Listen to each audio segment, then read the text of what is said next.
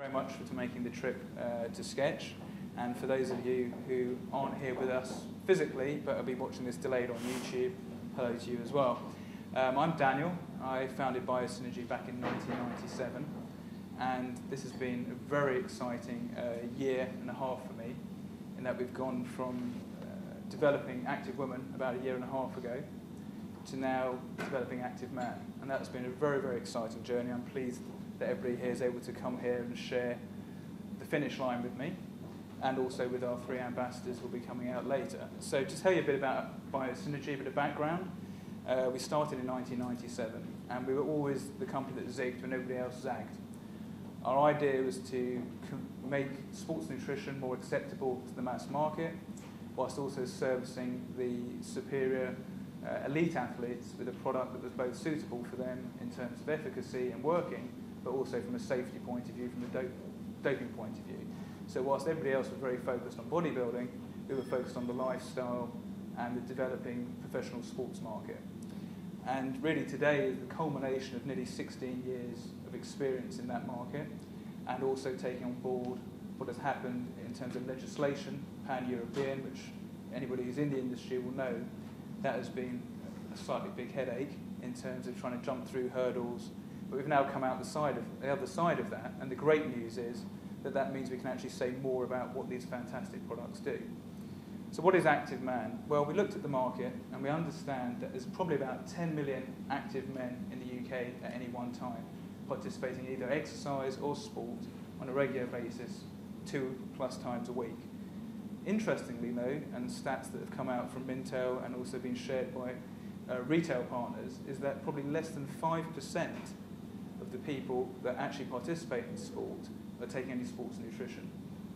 And this is something that we believe we can help educate the market about, because there's a lot of people out there who are looking to get more from their time, more from their sport, and have more energy for life.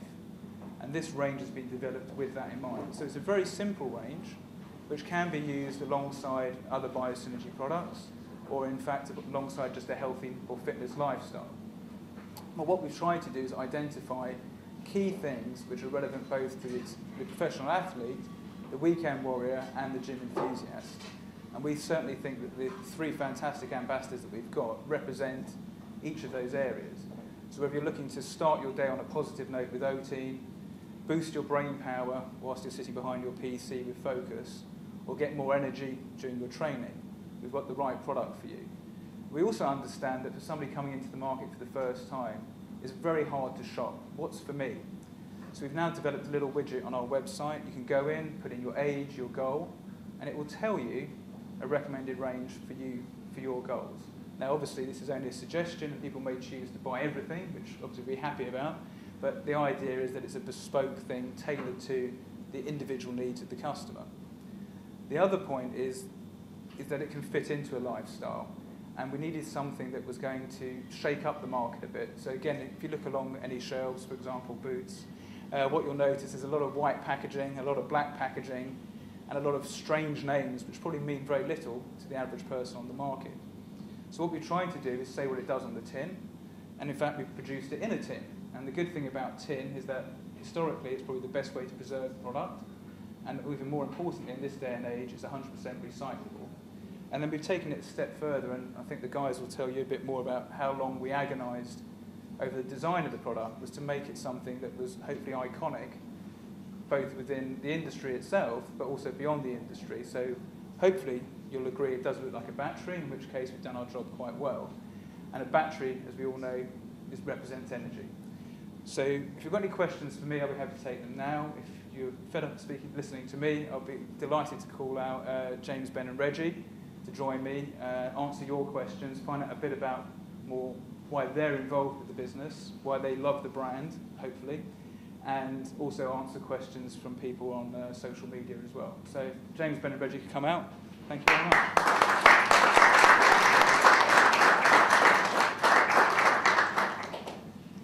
Morning everybody. Hello, good morning. Hello all. This suddenly feels like assembly, you're all really quiet. It's all very strange. All right. Well, good morning. So I'm going to sit down for this bit. So I'm going to be playing Jonathan Ross to these wonderful guys. More Graham Norton. If you didn't know, this is James, this is Ben, this is Reggie. So I'll probably start off with James, if that's okay with everybody, because he's the oldest and the tallest. So it's an easier way to sort of identify. But I think what's great about these guys, and I was thinking about all of them, is each of them are active men in their own way. Whether that be as a result of taking part in professional sport, taking part in charity events, taking part in challenges, that all of them understand the importance of hard work in order to achieve a goal, whether it's physical or at a finish line, and therefore understand the importance that good nutrition can play and where supplementation could fit into that. So James, tell us a little bit more about what you've been up to and how, what's going on in your life at the moment. I know you're running the marathon, so if you could perhaps share some advice to marathon wannabes as to what that entails and the kind of training you've been putting in. Well, I think the first thing is sort of, you mentioned, Doug, at the back about different things you want to achieve. I've come from sport being effectively my job through to being active as part of a life with family, work and everything else. So you haven't got the same 100% focus on it, but then you have to make sure the time you have got is used effectively.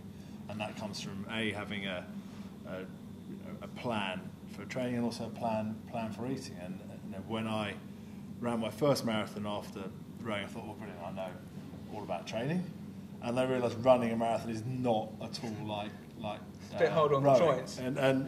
And the things that you think you get very focused on distance. I've got to be able to run this far, whereas actually I've realised that it's not that. So the training for the marathon this year has been much more interval based. And there's this very famous marathon runner, for anyone who is running it, a guy called Emil Zatopek, he won. If you think Mo Farah is good in what he did at London, Emil Zatopek won the 5,000, 10,000 and the marathon. And in the same Olympic Games, and the marathon he won was his first marathon, and he was the inventor of interval training. And people would say he would do mile on, mile off for like an hour, and people, you're not running far enough. And he goes, I can already run slow. I want to teach myself to run fast. Sounds like a plan. And that was it. And so his first marathon was the Olympic marathon. And he won it. And annoyingly, he psyched out his opposition.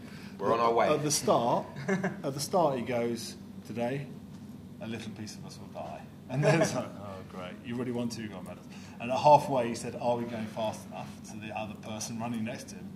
And he thought he was going too slow, and then he won and broke the world record.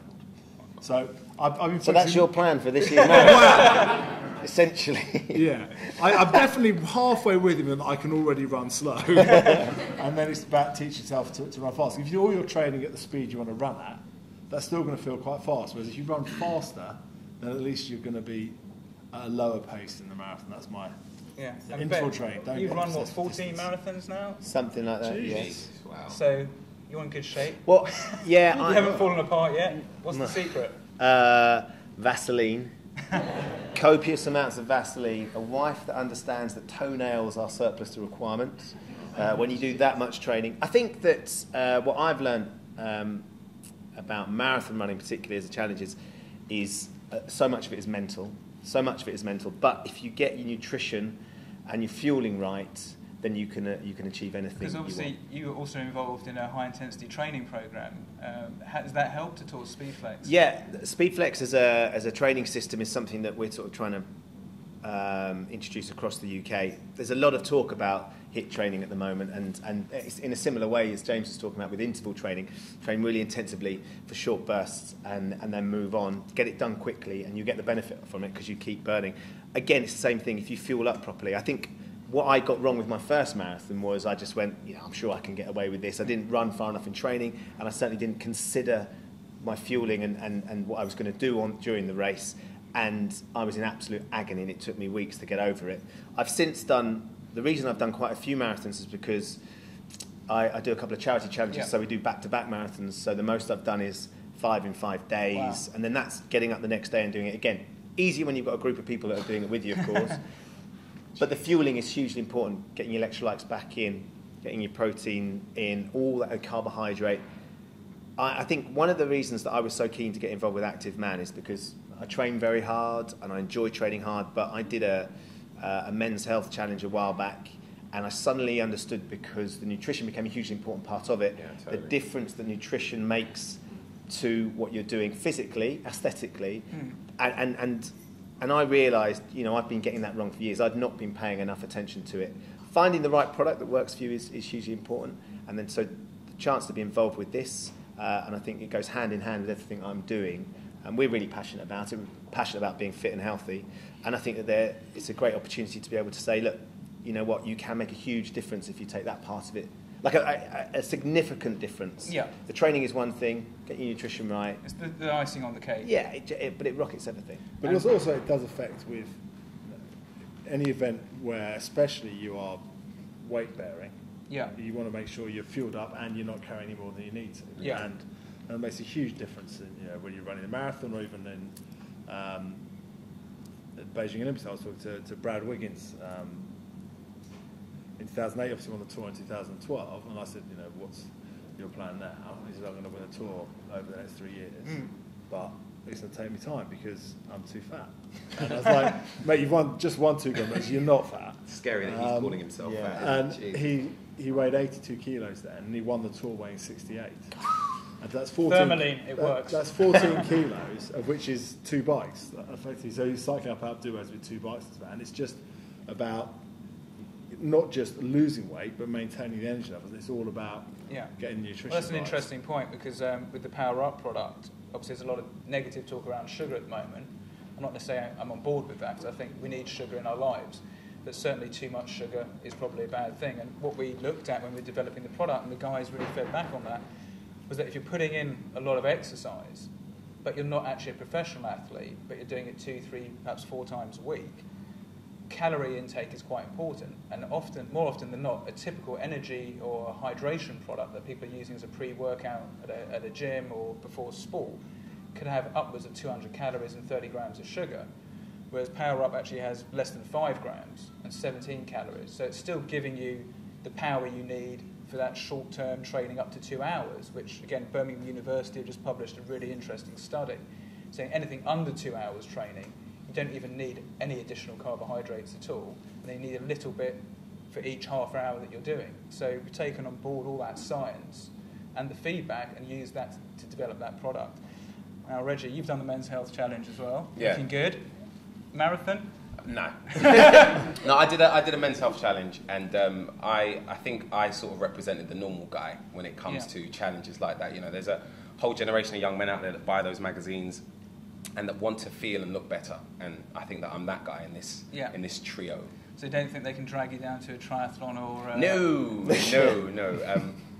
For me, doing something like a marathon is a million miles away, but definitely feeling good and looking good is something that's a priority. So in terms of training, are you trying to fit that around a busy lifestyle? Are you doing the high intensity stuff? Are you carving out an hour a day, an hour a week? What's your kind of schedule? What's it called? Has anyone heard of Insanity? Yeah. I've tried that. Has anyone done it? No. No. No.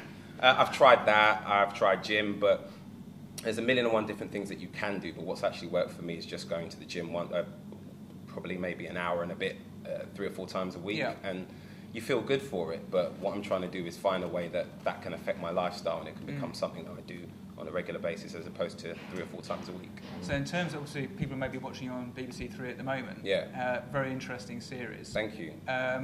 What have you learned? Any kind of, obviously we haven't seen the full thing yet. Is there anything that's coming down? Oh, I didn't think I'd be talking about this today. South Africa is a very interesting place, and I sort of I went there with definite preconceptions as to what the place would be like. I sort of expected the Rainbow Nation, and I definitely didn't find that. And over the course of the series, I've met an incredible amount of people that have taught me loads about what it means to live in poverty, what it means to have faith, and what crime really is all about. So I've learned a hell of a lot about myself and about the So country. do you think the whole documentary route is something that you're sort of looking to pursue, or is it still very much into the music or the Do you know what? fashion? I've done a lot of documentaries in the past, but in all honesty, moving forward, the thing that I just want to do is pursue my passions and make programs that I'm proud of and that I would watch and that I would record on my Sky Plus. That's all I ever want to do.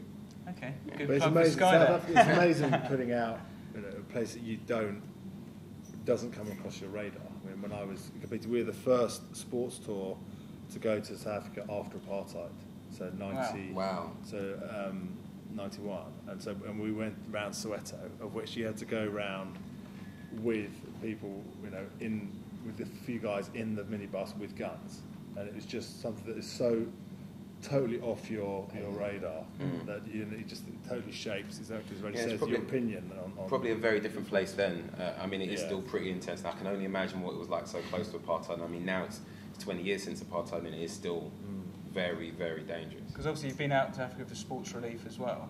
No, I went there for comic relief. Comic a few relief, years back. sorry. Yeah. I mean, and did you see a different side to it then, or? Yeah, I've done lots of trips to third world countries for comic relief and sport relief. I went to Guatemala for sport relief a few years back, and you definitely see a side to Africa that doesn't really get reported on when you go for something like sport relief or comic relief, as I'm sure that you guys will tell you. And for me, the thing that's most impressive about it is the people and the way that they live in those scenarios and the way that they react to it as well, and also how they're able to remain positive. It's amazing, that. Yeah, it's unbelievable. Oh, what I'll do is I've got some questions here from some of the audience. So what I made is ask you to stand up. Brilliant. It really is like school assembly. Yeah. So people at the back. No, sorry. If we could go first to Mike Casewell. I believe his question is standing up there. Hi, Mike. Would you like me to ask it, or are you going to do Good, it? thank you. You might as well, because I can't remember. Okay. Reggie, it's for you. He's a fan. I think it went something along the lines of, as somebody who's not perceived as athletic, Yeah. what made you get involved with this brand? Well, like Ben, I did a men's health challenge, and I've never felt so good. It was amazing. Like any opportunity to You take my look top good as off. well. Yeah, thank you very much. Cheers, Cheers, Ben. Ben. He looked good. Thank you. That's very In fact, kind the of you. photographer who did that is here. Oh yes, of course. Yeah, that's right. Yeah, you're the one responsible for making me look as sexy as possible. Any opportunity to yeah, exactly. Any opportunity. Pardon me? Are you saying it was all lighted? I'm saying I was wearing prosthetic abs. That's what I was saying. If you want a great photo, agent's right there. For me, it was an amazing transformation, and it was incredible to see. Like, I mean, much like Ben said, I feel like I'm repeating these guys, but diet changed the way that I looked. It changed the way that I felt. Getting up every day to train changed the way that I was acting, and I was performing at work, and it just changed me massively in terms of just how productive I was, and that feeling I've not had since. So training in bits and pieces has been essentially what I've done, but this is a real sort of steer to maintain that level of fitness and that mentality. I think one of the things with the men's health challenge is it's really intense. Intense, It's 6 weeks. yeah. And so your diet is absolutely crucial. And I love doing it, and as Reggie said, the effects are for there to be seen. You can Google the pictures. They really are. And the majority of people that do it, it's an extraordinary thing. You've got trainers. But it's not manageable on a sort of year-round process. Yeah. You can't keep that up because it's so intense, which is why, a balanced training program with the aid of stuff like Activeman is what means you can maintain that without having to go to the gym and be just really, really strict about what you're eating, Did it change your behaviour in terms of how certain things you would have done before this, even though you can't live with the 6 weeks, you're saying, but... I was buying packs of roast chicken and just eating it raw, if that's what you mean. We don't advocate that, by the way. No, I think it definitely changes your productivity, but I mean, to go back to what Ben was saying, for the average guy, for a normal person who's not going to run a marathon, who's not going to do some sort of incredibly intensive, massive sporting challenge, who just wants to feel better, that's what, this is perfect for me, and this is what's really spoke to me about this product. It's something that I can integrate in my life, as opposed to doing short and sharp for 6 weeks and forget about it. That's why I love this. We'll go to Adrian, who's keen to ask a question. Yeah. I mean, both of you guys did look amazing on that challenge. Photos were great, weren't they? The photos were amazing. It was all you. It was all you, really was. But a little bit of help from mine. But anyway, one of the not much though, not much. I mean, we don't. Just so everyone knows, men's health don't retouch those covers. Okay, Okay, they are as these guys appear. Okay? You left my chicken pox in, you bastards. I got like chicken pox scars on my belly, and I was like, they could have at least photoshopped those out. It is, Reggie, sort of thing. But one thing I find when I'm doing these celebrity challenges and all this sort of stuff, the one thing that everybody always says is the training, yeah, that's pretty hard, but the hardest thing is the diet. Yeah. So I suppose my question to you guys is, how much easier does having some form of supplementation like the Activeman make the diet? It takes all the complication out of it. My wife is here, and I think everybody would say, oh, you looked amazing, it must have been fantastic, she must have loved it. And there were part of it that she did love, but the bit that was really difficult was the eating and the diet, because it was so strict. This sort of thing, and having recovery drinks and protein shakes and bits and pieces like that, makes it so simple. So you get up in the morning, it's there, it's in a tin, you pour it out, you drink it, you go training, it's there, it's ready to go. So there's no complication about the amount of protein that you're having, the amount of carbohydrates you're taking in, the amount of vitamins or supplements you have to get. And that makes it so much easier, because we're not nutritionists, we're not professional athletes, James isn't anymore, so you want it to be as quick and as convenient as possible. He's a father, I'm a father, Reggie's got a very busy life.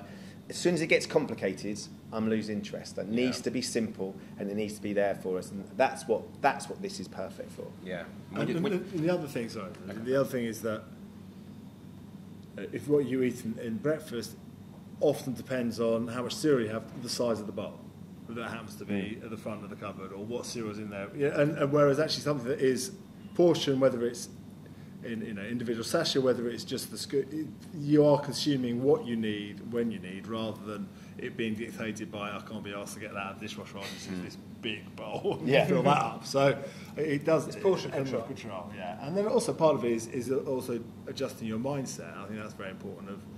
That what we slipped out of the habit of is the old adage of breakfast like a king, lunch like a prince, dinner like a pauper. Yeah. Is why a lot of stand-ups comedians are overweight, because obviously get nervous before they go on, and then they finish at midnight, and then they go, I have a few beers, and then a room service. And so they're eating, and then the worst thing you can do is go to bed on a full stomach, and then you're not going to burn it off. Well, maybe you are. But then it's just going to turn to fat. Whereas in the morning, you actually have all day to use that energy, and that's exactly what this encompasses as well. This isn't going to work if you have everything at the end of the day. You've got to use it at the right time of the day, depending on what you're doing. Timing's everything. Is Adam Matheson here? No? Okay, we'll move on to Bertan. Absent. Bertan here? Here, sir. No Bertan. All right, moving on. Was it a good question? Huh? It was a good question. We'll ask it anyway, because he might be watching on YouTube. Bertan Burdak, what's your fitness motivation to all of you? I wouldn't say it's a person. I'd say it's feeling the same as I did when I looked at those pictures. No, genuinely, it was when you see yourself look better than you've ever looked before, and you know how good that felt. That's the motivation for me to get to that place again. But we touched on the fact that we did that for 6 weeks. But when you're doing it for 6 weeks, there's a light at the end of the tunnel. You know that you're going to do it, and it's intense. There's also a topless photo at the end of the tunnel. So there's no hiding either. Yeah, exactly. Yeah, which kind of is a driver. There's a level of embarrassment that you don't want to have. But when you've achieved that over 6 weeks, you kind of think, okay, cool, I can go back to the pies and the burgers now. What I'm after is being able to feel that way all the time. So I don't want a light at the end of the tunnel. I just want the light to be on. Excellent. And Ben? My motivator, I love a challenge. I love pushing myself. I like getting out of my comfort zone, particularly when it comes to training. I think the other thing is I have a very busy life, 2 small children, and don't get much sleep. And I can cope a lot better with work, children, life, football, whatever it is at Sky, whatever it is at ITV, with not having that much sleep if I'm keeping myself fit and healthy. Yeah. And that is something that plays on my mind an awful lot. And I get very antsy if I haven't been training too. It's a huge mental release for me to go for a run, to go to the gym, to do some boxing, to play whatever it is. So it certainly keeps me balanced and allows me to live the life I need with the amount of sleep I'm going to get and the amount of intensity I have with work. Yeah, no, I definitely agree with what Ben says in terms of your life becomes more unstructured when you have kids who definitely just disobey alarm clocks and everything else. And so you can't guarantee the amounts that you have. But I've also been, for so long, there was always a goal that I had to train for or do something for. So I find it hard not to do if I'm not aiming for some kind of event. And it's about getting in scale. And so you'll always balancing it give with your yourself a life. goal to aim Yeah, towards. and whether it's how serious you want to take it is another thing, but it's just the goals there. And then also, I think part of it is also that I believe that you get more out of your life if you are fit and healthy. Absolutely. It doesn't matter, I'm more active, and I want to enjoy my kids and their kids, and I'm not going to be able to do that in 10 or 15 years if You're not I'm fit. fit and healthy. They may think, I would ask Dad to come out on the bike ride, but he's fat and can't move. So that makes help. And the other thing is that having been a sportsman, I think it's part of your role afterwards to show you weren't just fit and healthy because you had to be to win. Yeah. You're fit and healthy because it's something you believe you can get make the most out It's of a life lifestyle from. choice. Yeah. Decision. Okay, and we've got Stephen here from Men's Fitness, I believe. Hi, Stephen. Do you want to ask your question? Or I can't remember it, but I did have another one as well. Okay, go on. Go ahead. Freestyling now, Stephen. Off piste, Yeah, right? This is good.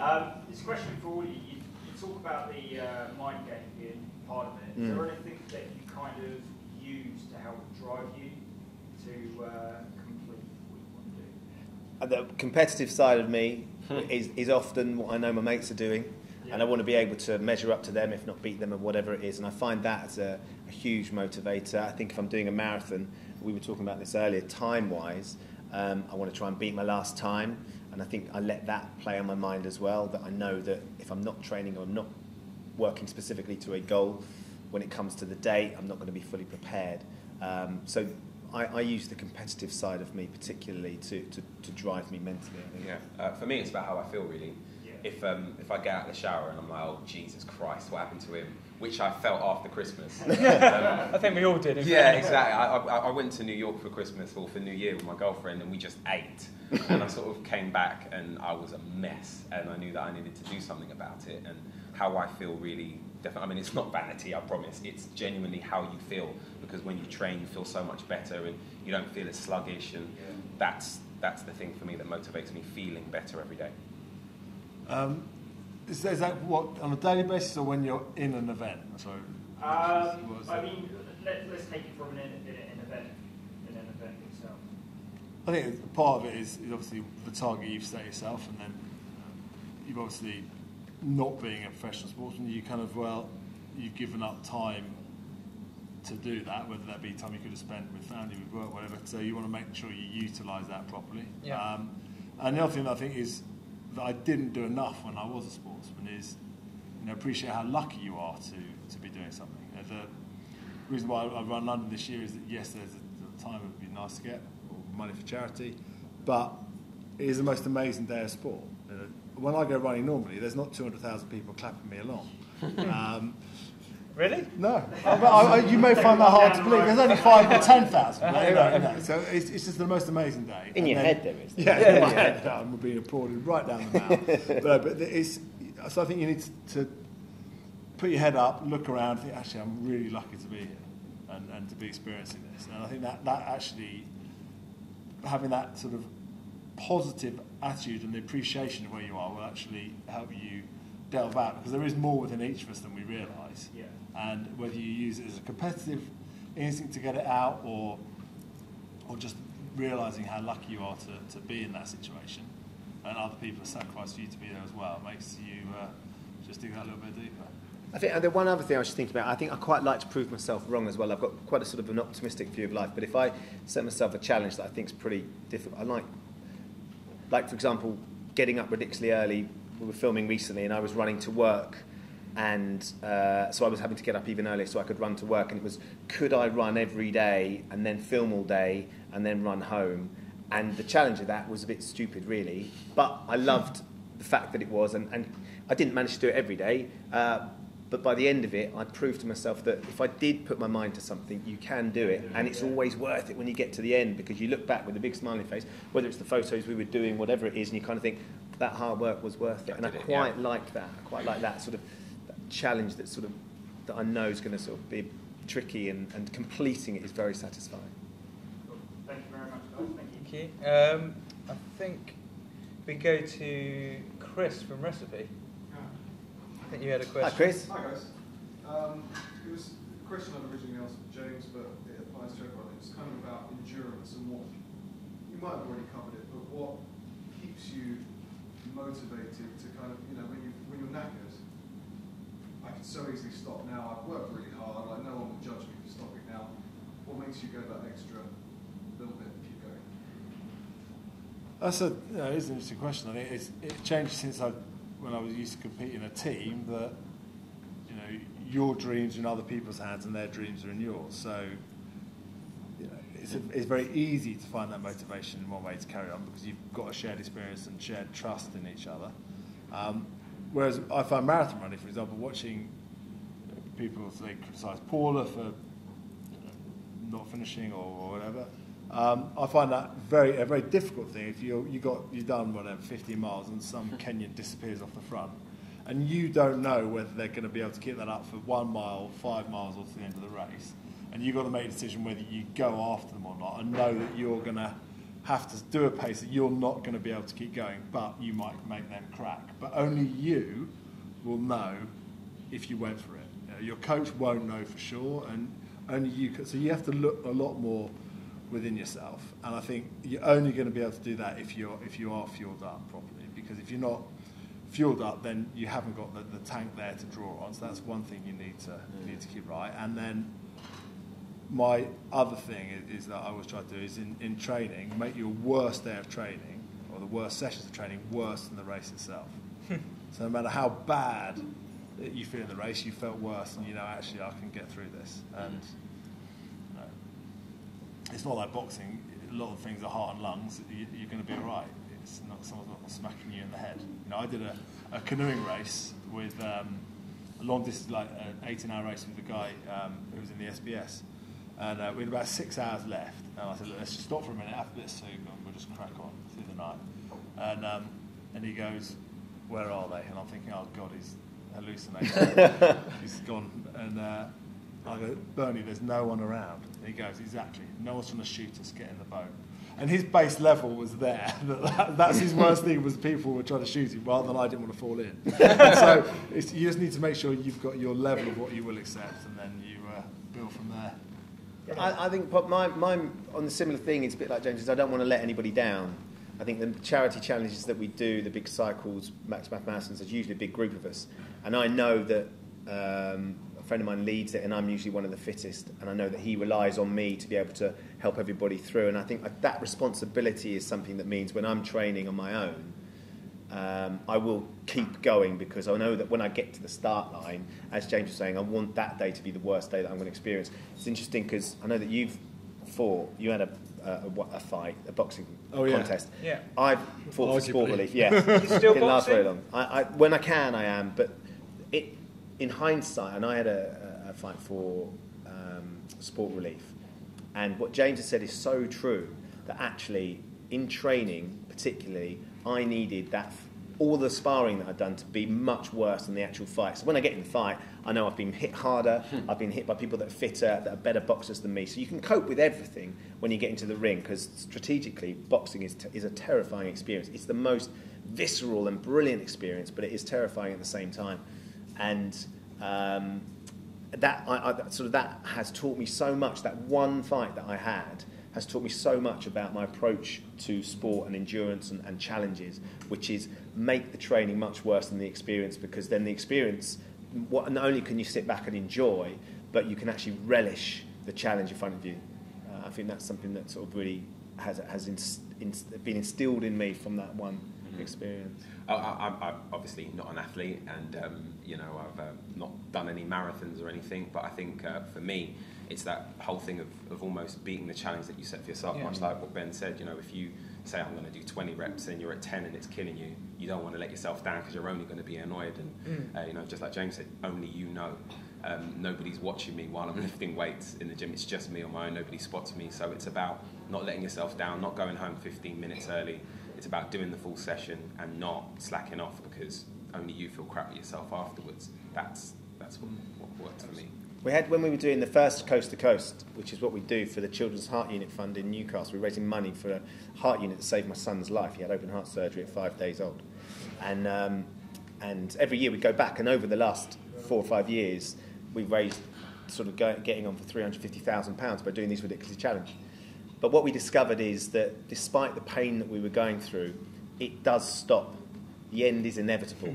And it's just understanding that. So even though mentally you're desperate to stop, you've got to 10 reps. It doesn't matter what the challenge is. You got to 10 reps and it's killing you. You will get to 20, and then you will be able to stop. And stopping at that point is much more satisfying than stopping halfway through, whatever the challenge is. On that note, in your goodie bags, there's actually some challenges for you guys.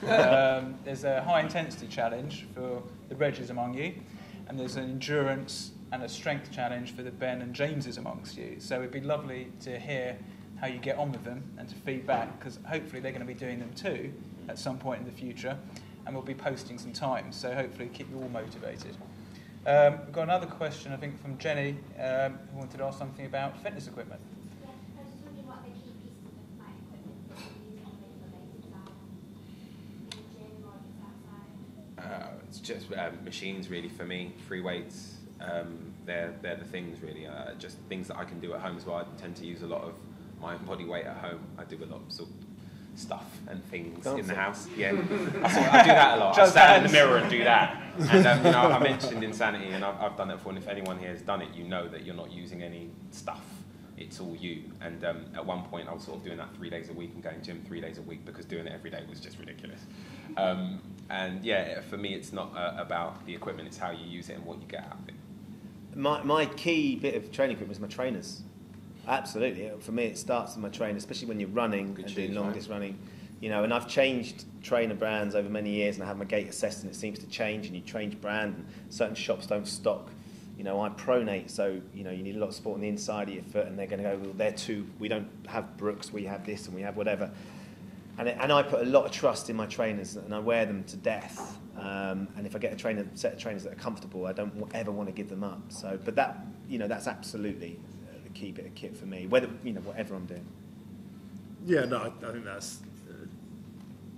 trainers' body weight is just very easy to look after, but then also the reality of what you have to balance around. So I've got a treadmill and weights at home, so I did have a rowing machine, but I ditched that fairly quickly. But to be honest, the treadmill and a box set is as good a way of doing that, and then you can bluff it out as childcare as well, so it's all good if it's at home. So you're up for home fitness equipment by incorporating childcare into it? Quite right, Yeah, excellent. You're not going to get a babysitter to go to the gym. So do you put the kids on the treadmill and you watch the box set? Great. I think we've got some questions that come over on social media. One of them was, I understand that you hold some Guinness World Records, or did, and we need to find out a bit more about these, and if you still hold them. We were talking about this earlier. Everyone has a record of some sort. I don't. No, Reggie doesn't. I don't have any. Biggest. Okay, we'd like a challenge for Reggie. Anybody watching? No, we can pass on that. I had a number of records at certain times. I was part of the world record, which was the biggest air guitar world record. Most people air guitaring at one point. I was integral to that. Me and Fern got that. I had the record for the most pancakes tossed in a minute. Yes. Which I did 118 tosses in a minute. Was there a lot of practice and warm-up? No. Literally, I just got in and... just did it. To a second. It's not bad. Yes, see, that man broke that down very quickly. Yeah. Unfortunately, it was broken... That's my limit. It was broken by Aldo Zilli the next day. He's definitely a bigger tosser. He's told that story before. Aldo did about 124, though, so that's a man who can seriously flick a pancake. I broke a record on this morning many years ago as the most pumpkins smashed in a minute. Do you still hold that? I still hold that. It was me, Chris Evans and Peter Andre going for it. I did 12 and they did 5 and 2. Wow. I think I got a bit carried away, but you had a hammer to smash them. You had to smash them in half, and I whacked my head in the middle and I cut my head. I had to go. Jesus. I got a bit competitive. So do you think that could be a new bit of fitness equipment? A hammer. And a pumpkin. The best one is my reverse bungee world record. I still have that, which is I've been reverse bungeed, the highest human catapult. That I went sort of higher than the Statue of Liberty, flicked up into the air. And where was that? That was in Docklands. We did that. But you still hold that? I think I've still got that one. Any lasting side effects from that? Yeah, what's G-force like for that? It was pretty intense, but actually, the going up's fine. It's the bit where you turn around, and you start falling. That's really, really scary, and you realise you've got to come back down. James, any other than the obvious sporting ones? James, well, I did a couple of medals, and couple of trinkets. But, So yeah, rowing one, and then I paddled across the channel on a surfboard, which is it was not the record was not many people do it, but the guy who had the record was a guy called Laird Hamilton, and legendary big surfer. Yeah, big wave surfer. He's got a house in overlooking Jaws, which is a break off Maui, and he does. If you've seen the American Express adverts a couple of years ago, he's the guy who just swoops down. So to beat him on a surfboard doing anything was brilliant, but obviously someone then nicked it off me the next week. And then I did have I'm not doing Ben's record, but similar to Ben, I had the number of, I did on a TV show, the number of apples bobbed in a minute. Well, that is worth talking about. But that's, I think there's a lot of records there that not many people want to do, because there's only 7. 7 apples in a minute. And I wasn't taking it very seriously. And 7, they go, you've broken the record. I was like, okay, I maybe should have done it properly. So Halloween this year with your kids, you get your 5-year-old to try and bob more than 7 apples. Yeah. They're going to beat James. World record holders. Well, because someone's already been there. Yeah, okay. 7 is not, it's not like 2 pancakes tossed in a second. It's not. You're absolutely right. That's one in every 9 seconds. It's easy. You could train for that, couldn't you? And easily. And plus, I actually cheated a little bit because the bowl wasn't so big, so you could ram the apple up against the side. So I probably would have done 4. So you just choose the bowl right. The record is there. There you go. Well, we've got a couple of more questions coming through on Facebook. So Gabriel Skinner, Reggie, loved your show on Radio 1, really misses it, says it was great. Are you coming back? And also, what do you listen to and how do you find time to go to the gym? Not going back to Radio 1. 10 years is a long time, so yeah, no more time at Radio 1. What do I listen to? I used to, when I first started running, because I run a little bit, not like you guys, I used to listen to music, but I changed it quite quickly to podcasts and spoken stuff. I find is a lot easier because it just really distracts you and you're just sort of zeroed in. So that's what I listen to. And what was the other question? The other question was, how do you find the time? Because you're a busy man. Just getting up early. I mean, I don't have kids like these guys, but I do have generally quite busy days. So just getting up early, going to the gym for an hour, that's kind of how it works for me. And if I run, I tend to do that at night because the streets are empty and I run like Phoebe and Friends. So I don't like anybody to stop me when I'm running. I used to visual aids. I used to run in the morning, and it was weird because at the time I was living in St John's Wood, so I'd run through Regent's Park. Nice. And I would always get tweets going, "Saw you running, brilliant." I always get messages like that, so stop that quite quickly. Very distinctive style. Yeah. Like that. So now I run at night if I run at night. Yeah. Fair enough. Okay, another one that's come through. With I think balaclava. it's from Jonathan Heath, and he's got a question for all of you. Other than the gym, do you think that? Do any of you do Pilates? No. Yeah, we did when I was doing it properly, because it actually makes the concentrating on the little muscles and the stability makes you able to utilise the quads, the bigger muscles, so injury prevention and make sure you're utilising your big muscles. So we did that for about 6 months until our coach was the East German guy. He came to the session and then he got really annoyed at the fact we weren't sweating very much, so he ditched that and then put another one in. Right? This is recovery. This is all about getting the right stuff out of your body. He goes, no, I want to see you work. So there you go. So we did Pilates until we got busted for the fact he didn't sweat enough. Okay, so if maybe anybody wants to we're sweat, doing Pilates properly. That's the other. It thing. could be that. So we're not dissing Pilates. Any ladies out there? Couple of other questions. Apart from you just said this for one gender. I like the idea of doing Pilates. I don't do Pilates, but things like power Pilates because I quite like. My major failing physically is I'm really unsupple, and it's something that I always think I need to do more of yoga, more Pilates to try and find time to do it. And having seen some of the stuff on YouTube, particularly of power Pilates, see the strength and control they have. I just think is incredibly impressive, and I like the idea of being able to do it. I just haven't sort of done it yet. The flexibility and strength. The gym. That's why gymnasts are so strong, because they are flexible and strong in every position. And, well, I think we have one more last question from Facebook. Thank you, Facebook. And then if there's any more questions from the audience.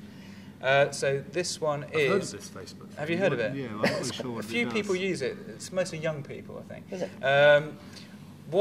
Starting with Reggie, what's your favourite workout and why? Favourite workout? It sounds... I do quite like running because it is something that you do on your own and it's something that feels great. There's nothing better than when you finally stop and you just feel everything go, oh yes, it's brilliant. What about in the gym? What's your favourite bit? In the gym, free weights. Yeah. I like free weights. I used to, in fact I still do, I think everybody hates, what do you call it, dumbbell? Kettlebells. Kettlebells. Kettlebell, sorry, curls or whatever, you know, you dip Yeah, and swings, yeah. that's it, kettlebell swing. I hate that, but you feel incredible afterwards. It canes your butt muscles for a few days, but they look brilliant afterwards. So, How do you see them? Pardon? I'm just curious. How do you see them? Don't ask. That's the flexibility comes in. Yeah, that's okay. There are a lot of mirrors in my house. Kettlebells and running, they're the ones. Ben? Still, without doubt, the training that I love the most, and I don't do enough of it, is boxing. I don't think there's anything more complete than boxing and sparring, particularly, just because it's that's so full on. I think if a piece of equipment that I really enjoy using though is a pull-up bar. Yeah. I think it's a really brilliant definition of strength and control, and I think watching people do it. And the gym, one of the gym that we belong to, they've got a big sort of a lot of monkey bars, and you go backwards and forwards. Yeah.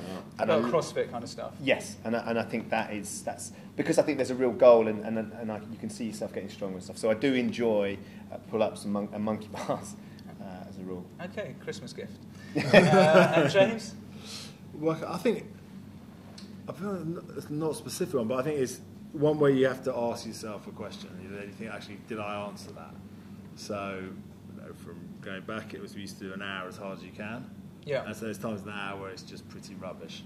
And now it's not quite an hour. But I think where you've asked yourself a tough question, and as we were saying earlier, only you know whether you've answered it. I think if you answered the question. And exactly, I think pull-ups is a fantastic thing. You go to what a lot of talent ID has done is a lot of it is body weight stuff, and whether it be standing jump, you've got sort of the Winter Olympics, so people have gone for a talent day, and then they've said, well, this sport suits you, and this. I think there's a lot of things that you don't need to get too complicated about. So I think there's a pull-up bar. There's also some using your body weight is vastly underrated, although. One of the things that is really interesting is that one of the big talent ID things is the width of your wrists. So if you've got thick wrists, is a real sign of natural strength. Is it? Okay, Yeah. I'm screwed. So and we got given a watch by a sponsor after the Olympics, and one of those sort of metal bracelet ones like that. And Matt Pinson had to ask for extra links to be put in. Normally you just take them out. And the guy, the manufacturer goes, we've only had to give extra links to one other person. And I was like, who's that? And it was Mike Tyson. So we're like, oh, nice. Hinton Natural Tyson. strong. Any other questions from the audience? No. Otherwise, we'll break for food and editing. champagne. So thank you very much for your time. Yeah. Thanks to all the guys. Thank you, and, everybody. we'll hear more from them soon. That was a real part.